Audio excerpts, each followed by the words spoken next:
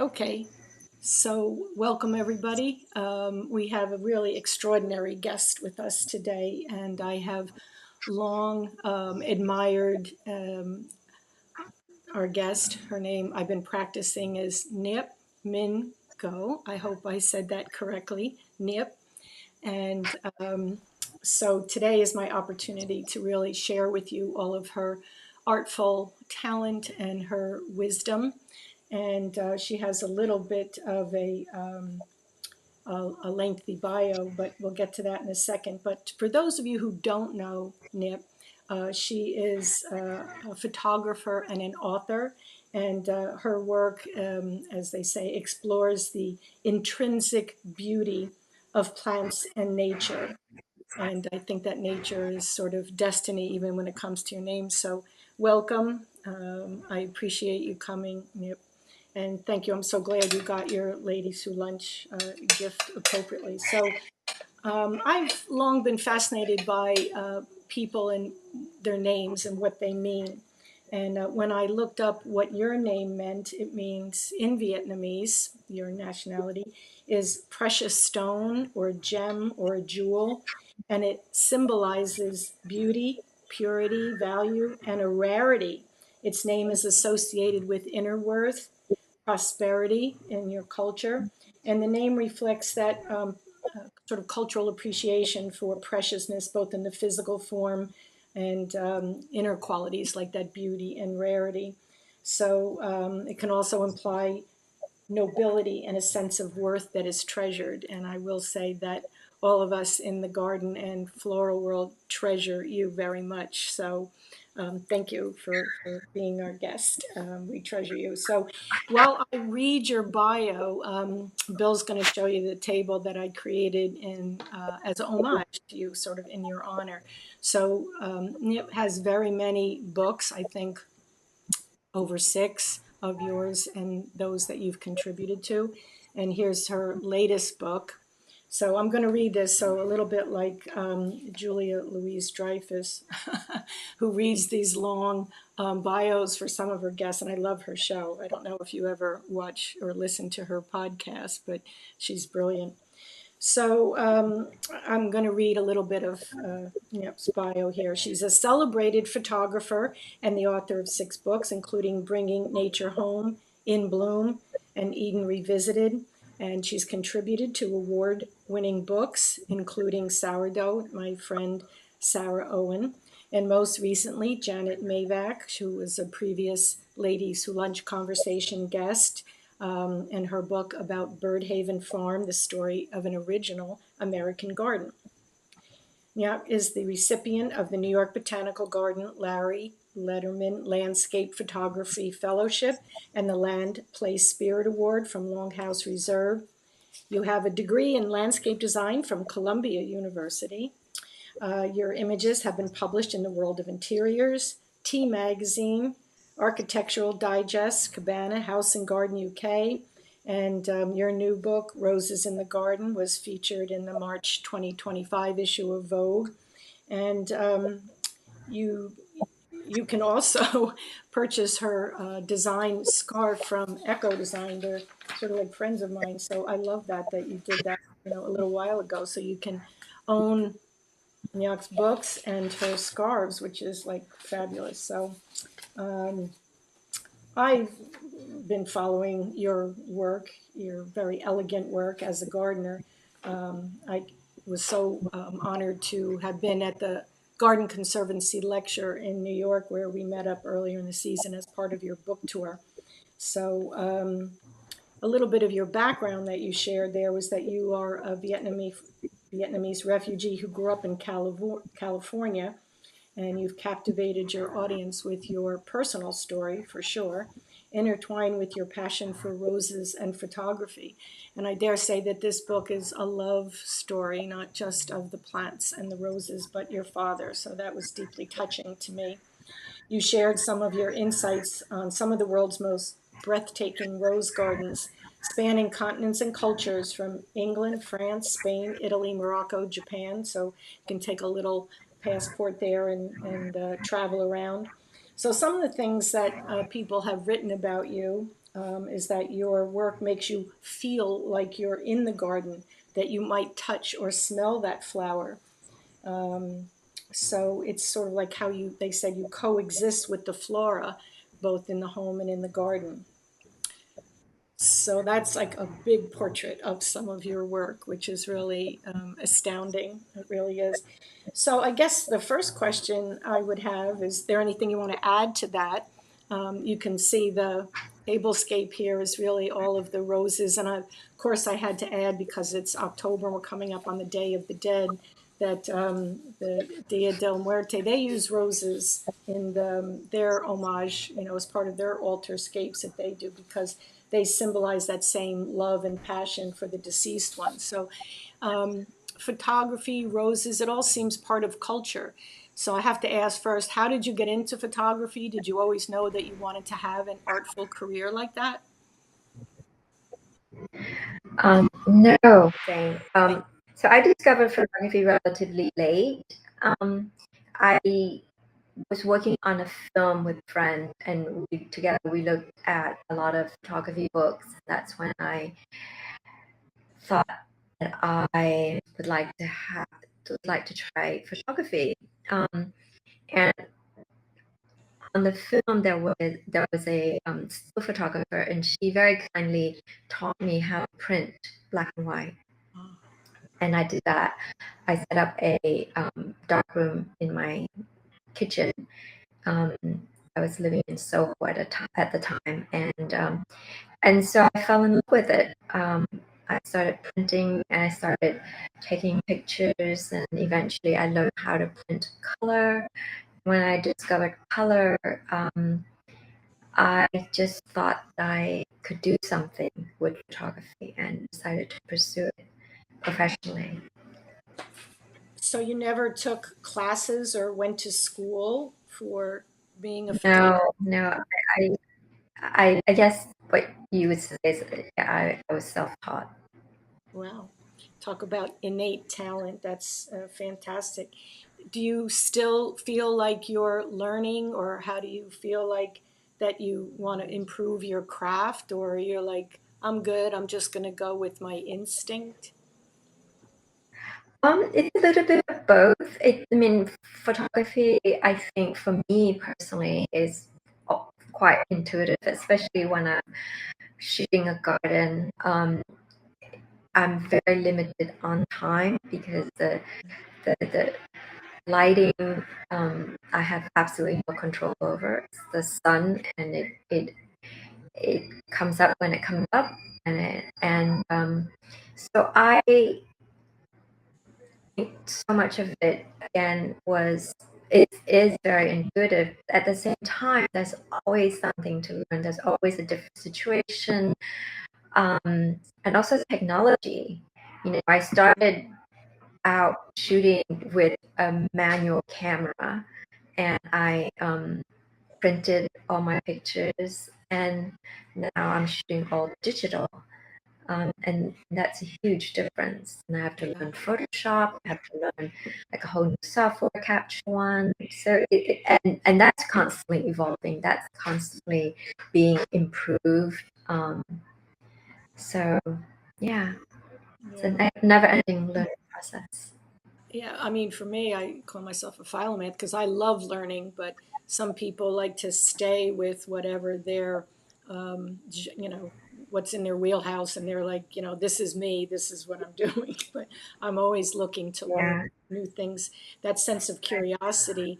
I mean, I have to ask you, it's been written that you make the viewer feel like we're with you in the garden, or at the table, because you do a lot of food photography also. But how do you generate that kind of personal emotion or that sensation? Um, so it's really hard to explain. There isn't a formula, and I think again, it's all intuitive. It's I do want that is what I want to achieve when I photograph. For me, it's trying to capture something that I feel when I'm in a place, and I always say that it's a real challenge because what I'm experiencing is a host of sensations, not only visually, there's scent, there's movement, there's sound, there's everything when you're in a garden. And to compress all of those sensations into this two-dimensional picture, it's the challenge. Yeah. And photography is about light, and I think light can convey so much of that emotion. Yeah. So Do just you ever work with an assistant? Do you do everything yourself? um, sometimes I have the luxury of having an assistant, but a lot of times it's by myself, and I actually prefer to work by myself, especially in a garden, because Yeah. I think I'm I want to commune with the space, and I don't want to have to deal with another person. Or I think it's for me, it's a very um, personal experience, It's almost and spiritual. I You just have to want direct someone. I understand what you say. Do you yeah. think that one's culture has an impact on their art? So, in other words, how you grew up and with your family, do you think that sort of imbues your artful vision? I think that everything informs us as a person. We grow up where we grow up, our environment, the people that we know, people who form us, the people who inspire us, everything that we experience in life becomes sort of building blocks, I think.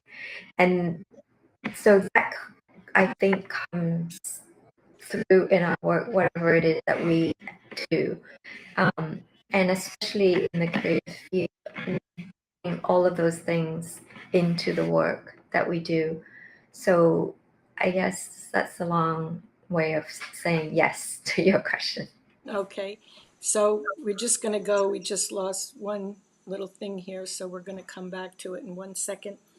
But thank you for that. So, yeah. So then I wanted to ask, so briefly, continuing with that theme, how did your father and your childhood impact your career choice? Um, so I think my father impacted my life in the sense that he gave me my confidence. From a very, very early age, he made me feel like I was smart, and he trusted me. He trusted the choices that I made. Mm. So I think that just gave me the confidence to pursue whatever it is that I wanted to do. And I didn't know what I wanted to do for a long time, but that didn't um, stop me from going out into the world and trying different things and Mm. being open to different things. Yeah. Was he alive when you moved to this coast? Because again, folks, you grew up, Yes, grew up in. Okay, so how did he feel about you yes. moving all the way across the country? Oh, well, no, so my father, so I'm from a family of 8 children, and I'm the sixth. And even when I was much younger, we were a family of refugees, and we settled in Sacramento, and all of my older brothers and sisters went to college in Sacramento. And when it came time for me to go to college, I decided I want to leave Sacramento. I wanted to go very far away. I wanted to go to New York, but I couldn't afford to go to New York. So I went to UC Berkeley instead, which is about an hour and a half away from Sacramento. And I did this all on my own. I got myself accepted to UC Berkeley. I found ways to finance it myself. And I didn't tell my parents until the summer before I was to go. And I said, I had been accepted and I figured out everything. And so my parents just took me to Berkeley Wow. in September and dropped me off. And even then, I didn't get into the dorm, so I had to find a place to live, and I just got the last room on campus, and I just happened to be in this rooming house, and it was for someone. I was 17. My parents dropped me off there. I had a tiny room with just the bed and a desk. And then there were lots of people living there in the house. And one of the people living in the house was this character, whom we called the Orange Man on campus. There were all these different characters, and they all have names that sort of indicate their character.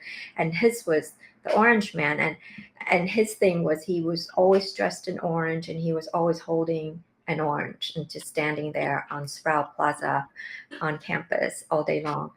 And my parents saw that I was living in this place with this character, and then when we drove down to Telegraph Avenue, there were many other characters. And so my dad told me that years later, that that day, he just had the strongest urge to take me back home, but he didn't.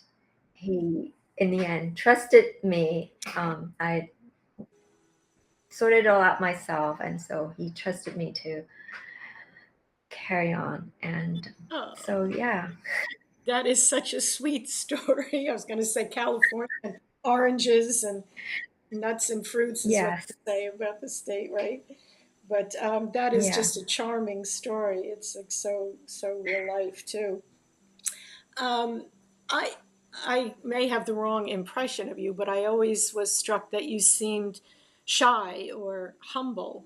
I don't know if that's true, so you can comment on that. But if that is true, and then my follow-up question is, um, being of that kind of personality, how do you sort of break into this world-class, garden cohort with the likes of Martha Stewart and all of these, you know, very fabulous influencers like I dare say you have become, at this point. So do they ever intimidate you when you're then going? So Um, so again, I think that I just have this.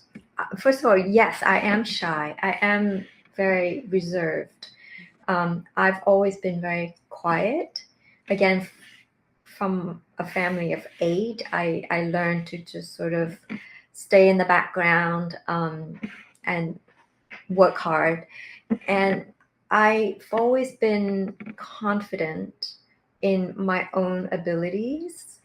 Um, and so I think what helped me is becoming a photographer. I get I I get this special passport because I'm a photographer. I can go to these places. I've been sent to these places and meet these people. So yeah, I think I'm lucky that way. But it comes from a certain amount of quiet confidence, quite I confident. would say. Do they ever intimidate you or try to, push you a certain No, way? They let you do your. no, no, yeah, they do. And I think that's one of the things that I was very lucky early on to work with really good people, especially the people who work for Martha Stewart. She, to her credit, I think she really nurtures people with talent. And and I was one of the lucky ones to Yeah. be able to work with her and Yeah. be given great things to photograph. Yeah, I agree with you. I've worked with her many times, especially when I was at, Brooklyn Botanic Garden, and we would take the curators in, and she loves to learn things, and is very supportive. Mhm. I find that women in Yes. general will say, I was lucky, I was lucky. But so I appreciate Mhm. when you say that. But I think also people have a sheer reverence for your talent and what you bring. But it's extraordinary how you've been able to balance that inner personality and beauty, and yet, have such a commanding spirit. So, is there some uh, tip you can pass on to others, because oftentimes they think women have to be the B word in order to get ahead. Yes, I think everyone has their own path. I think everyone has their own personality. I think the best thing that we can do for ourselves is just to know ourselves really well, Yeah. know what your strengths are and what your weaknesses are, and be honest with yourself. I think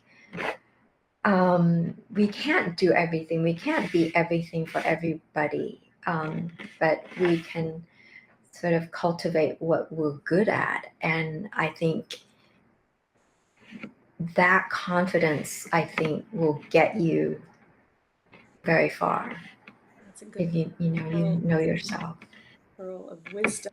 That how do you enjoy the traveling? I mean, you go to all these fabulous places and travel around the world. Is the travel something you enjoy? Yes, I guess I do enjoy it. Otherwise, I wouldn't be doing, I guess. But it, traveling can be very taxing, as we all know. But when you get there, I think it's so incredibly rewarding. And I love seeing the world. I love seeing all these places. I love learning. Again, I'm so interested in people and all the different things that one can learn from different people, the different passions, the different Yeah. places they can take you to, the different things that people have devoted their lives to, and I think part of the most interesting things about my job is I get to meet all of these people who have done very interesting things, have done things very well. So you can learn so much from them, and that never gets tiring. Good for you, and that you bring that to us is like so evident and rewarding. Do you plan to spend time with either the gardens or the personality behind it before you even start shooting? Or is it you get there and because of the schedule and the lighting or whatever, you're like, I got to get in the garden now? Um, Ideally, I have a little bit of time before, in the ideal world, I get to a place and I get taken around the garden by either the designer, um, or whoever it could be the gardener, and they will talk me through the space and tell me, the different things that are important in the place, what distinguishes it from others, and also the design intent behind Yeah, that's a good the garden. one. um, and then I shoot it on my own. Do that. So yes, I do get to learn about the place first.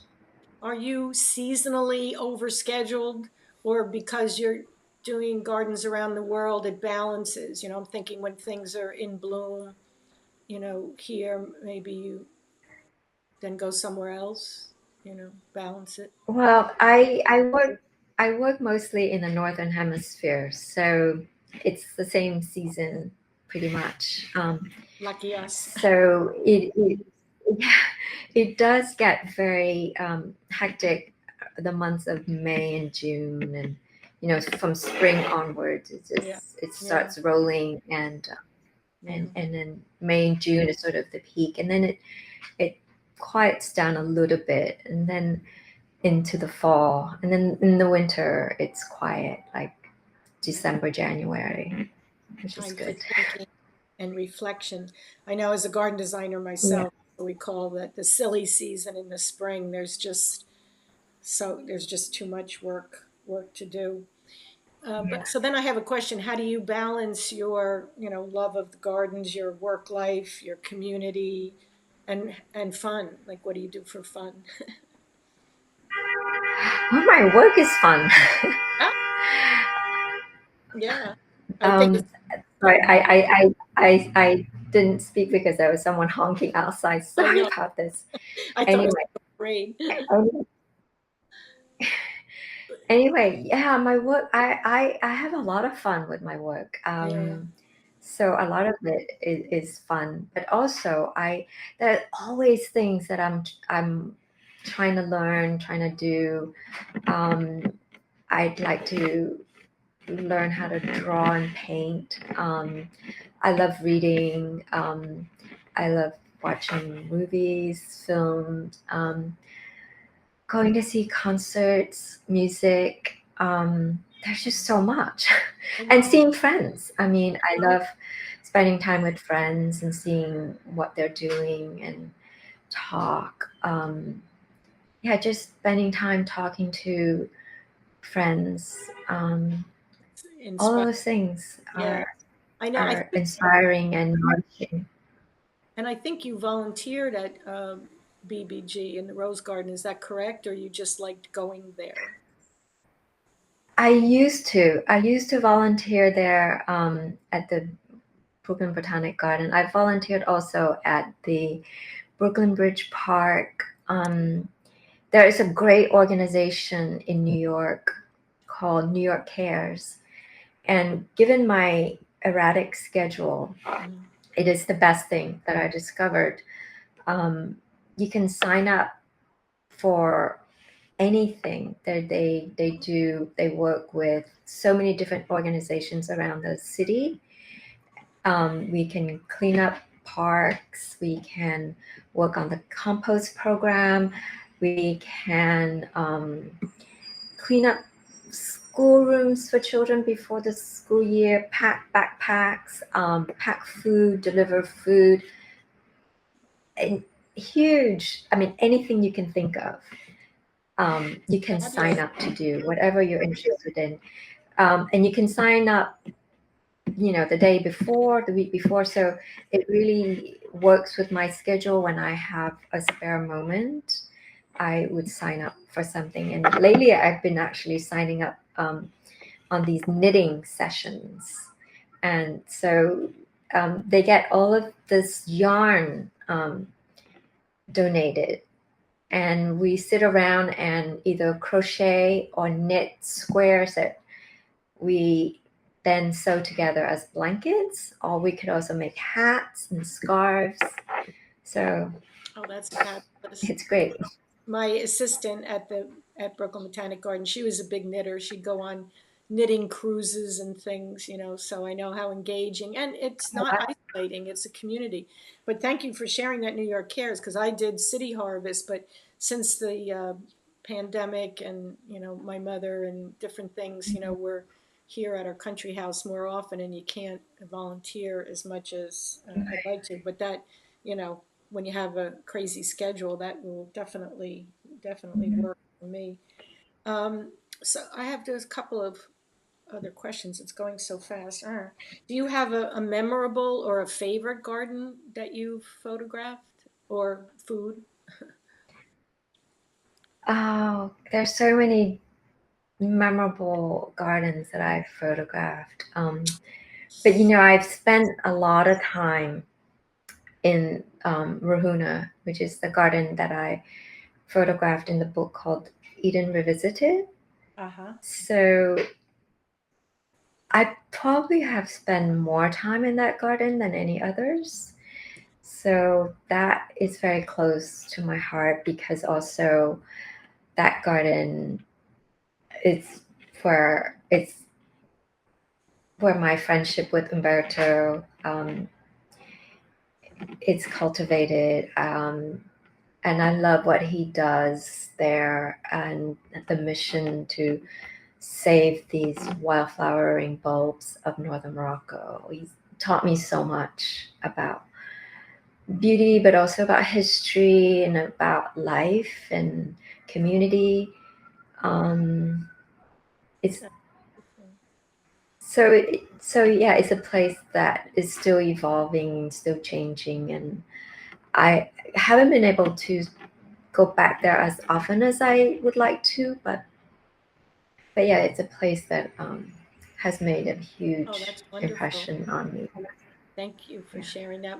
I'll show that in the follow up some of the images.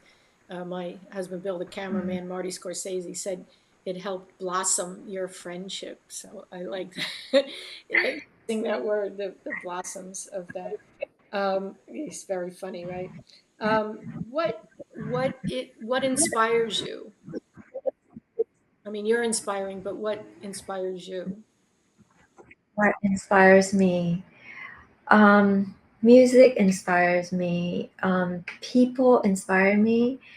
There's so many people who do such amazing things, and I feel like, especially these days, I really gravitate towards people who are doing something positive in the world. Whatever it is, there's this music teacher in Staten Island at PS 22, and he teaches choir, and every year he has a new class, and he teaches them to sing, and it's so beautiful to watch. You can see these videos on YouTube, and Oh, they sing so beautifully, and the sense of harmony. And when you watch these children sing, it just gives you so much hope. And then this teacher that brings this beauty into their lives, into all of our lives. Um, People like that I find very, very inspiring. oh, that's a beautiful story. Thank you for sharing that. And I have to say, with all of your books and your photography, I agree, especially in this very challenging uh, times. Everyone keeps saying unprecedented times, but beauty is something that inspires all of us and gives us that hope, that you're talking about. We all need beauty in different ways. Uh, what does the future look like for you? What do you think you want to do that you haven't done, or what's on the horizon? Well, I was very lucky to be asked to write a book, which I'm doing right now. And it's challenging because it's a very, very personal book. And is more writing than I've done so far. But I think if I can pull it off, I think it will be hopefully, a really beautiful book. It's basically a book about natural history through the lens of my personal history. So I'm writing about some flowers that have had significant meaning in my life, Is it like a and sort of memoir? different experience. I don't want to say that it's a memoir because it doesn't really tell my life story as such, but it's just sort of, like I said, it's just sort of a look at these different flowers through my own lens, through my own personal experiences. I see. So you're going to choose the flowers, and then your Yes. experience, how that influenced Yeah. you. Oh, that sounds beautiful. Yes. Very, very transporting. I mean, I love your book, but and so I will write about that on my other media. But for the audience here, if you can briefly tell us why you chose this flower, why you chose roses for this extraordinary book. Right. So the book had its roots many, many years ago when my father was spending his last days in hospice at home. And so I spent a lot of time with him, and by his bedside, and outside of the room was the rose bed that he had planted in his garden. And so every day I went outside after spending time with my dad, and I would look at the roses, and I would just mentally tell myself or tell the roses that I would like them to bloom before my dad passed away so he could see them one last time. Yeah. And unfortunately, he passed away before they started to bloom. So I came back to New York um, with that thought in my mind. And at the time, I was doing volunteer work at the Rose Garden at the Brooklyn Botanic Garden, and I got to know the rosarian really well. And she very, very kindly let me bring home these roses to photograph at home.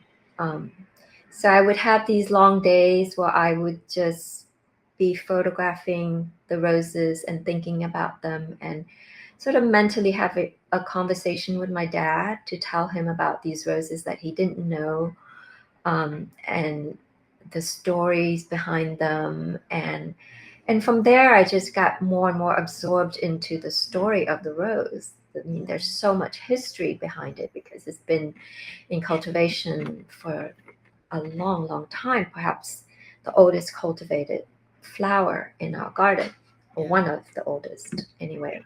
So there's a very long history in different cultures and different times.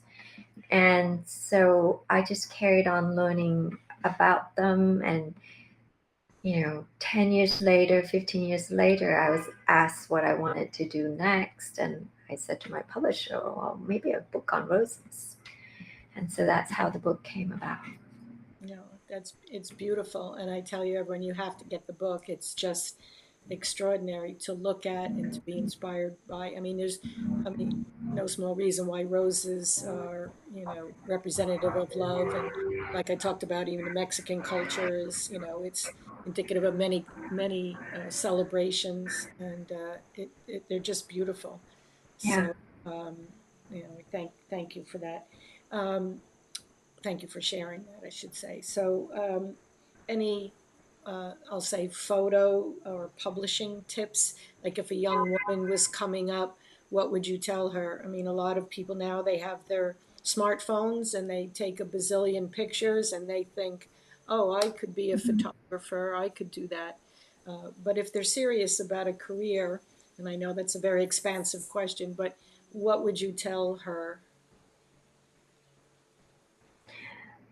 I would say that the most important thing is to cultivate yourself, because I think your work has to stand out from everyone else's. Um, Especially everyone takes pictures nowadays. So, what distinguishes your work from someone else's is what you put into it. So, you have to have something to put into it. So, cultivate your own perspective, cultivate your own point of view, cultivate your visual language, um, cultivate your person. Um, so that means whatever it is that you are, that makes you you, you have to bring that out.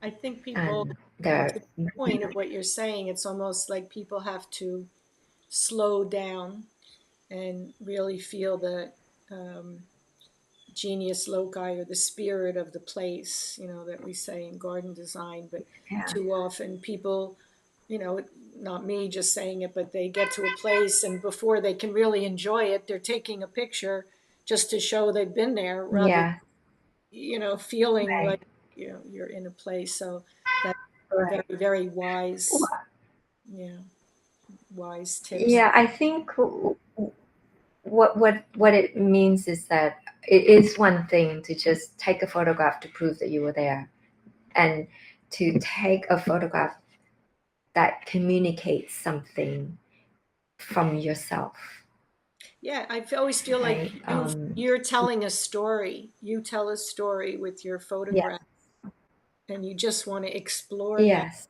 you know. so much more. That's how Right. I feel. I could stare at your photos and come up with scenarios and film scripts and novels and things from it. So that's inspiring for me. So before I go, I have two That's last. very nice. Oh, thank you. It's true. I want to ask two other things. Is there anything that you would like to say or share that I haven't asked you? Um, wow, I can't think of anything.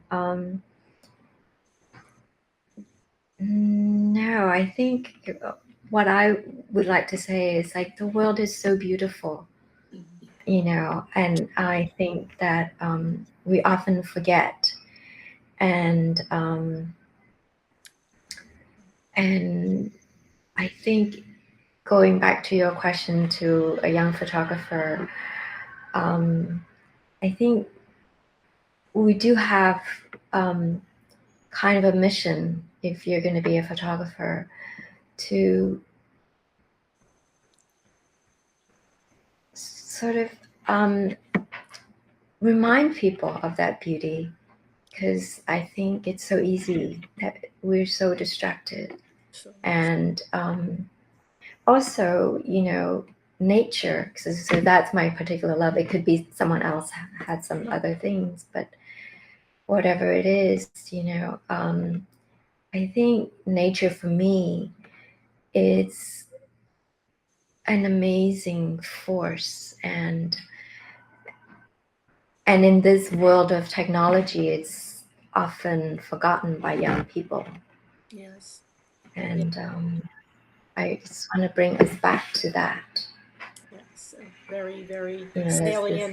salient and wise point, because that's why one of the reasons why I think it's your work is so astonishing is because you imbue us with that spirit and you open our eyes to that other world that's in many cases right around us, but whether it's plant blindness or we just don't Mhm. see it in general. So thank you for that. I also have to ask, as the author of Art of the Garnish, I ask all my guests, um, do you have a favorite drink or a favorite cocktail? I don't really drink alcohol that much, but I when I was younger, I used to like like a Oh, Kir Royale. that's a classic. I haven't had that in a long time. You make me think. Right now, I always toast to my ladies with some champagne, but for you, I put the rose petals in it, which is really fun. That's beautiful. It really is very pretty. But a Kir Royale, that's great. That is just beautiful. Yeah. So I Well, the don't. Kir Royale is with champagne, right? I think you can make it with champagne and creme de cassis, but I also think it's with wine and creme de cassis. But Yeah. Well, a regular Kir is with white wine, yeah, and then a Kir Royale is with champagne. I gotcha. See, to do that, you know, when I started off doing these things, just to digress a little bit, but it was during the COVID, and we would do these, weekly Facebook things. I called them like cocktail with COVID or COVID cocktail, and then so many thousands of people were like tuning in. So I'm like, I gotta up my game here. But I started just then going around the garden, and each month, each week, showing what you can use as a garnish. People don't realize you can eat Mm, or lilacs or roses, or we mm, talk about making a Gibson, with the a tulips bulb, that unfortunately mm. Dutch Wow. had to eat during the war. But there's so many things that are edible that, for the most part, Americans don't even realize. But they make a drink, very beautiful. So, all of those things added up. But I think the mocktails that people make today are far more engaging sometimes than the Mm, alcohol ones. And why? Because they're using the herbs and the spices from the garden to make them, really delicious. yeah. So no more Shirley Temple Right. that you can have it. Yeah, So, but we get lots of choices these days. yeah, there's some great restaurants in New York that I really prefer their non-alcoholic drinks, and they're so complex, so plants Mm, are good to us in so many ways. So I yeah.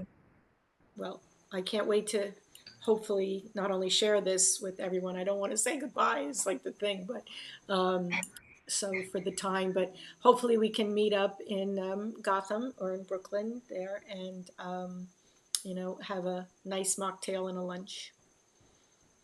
So That cheers. sounds great. I'd love that.